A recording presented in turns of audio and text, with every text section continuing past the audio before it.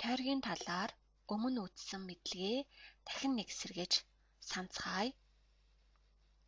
Тойргийн радиус, диаметр, хөвч, хоёр радиусаар хязгаарлагдж байгаа хэсгийг сектор, мөн үлдсэн хэсгийг сектор, сегмент, ном гэдэг сэдвүүдийг тойрогтой холбоотой хамгийн анх үзсэн байгаа.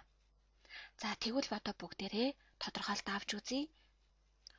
Өнцгийн орой тойргийн хаана байгаас шалтгаалаад өнцгийг ангилах боломжтой хэмээн ярилцсан байгаа.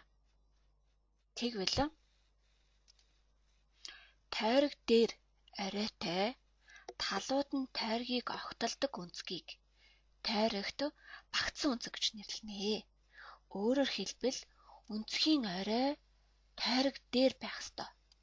Энэ өнцгийн орой тойрог дээр байх ёстой юм байна.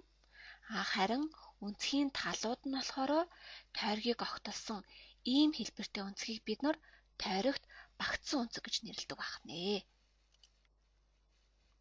Харин тойргийн төв дээр оройтой өнцгийг төв өнцөг гэж нэрлэнэ. Тойргийн төв дээр оройтой. Хоёр тал нь тойргийн радиус байдаг. Энэ өнцгийг бид нар төв өнцөг гэж нэрлэнэ. Төв өнцөг маань тулсан номтойгоо ижил хэмжээтэй байдаг байна, тийм ээ.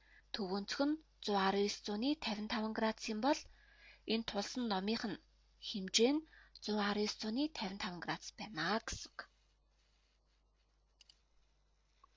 За тэгвэл зурагт ABC гэдэг өнцгийг өгсөн байна. ABC өнцгийн хэмжээ 78 градус бол AOC өнцгийн хэмжээг олоорой гэсэн дасгал байна.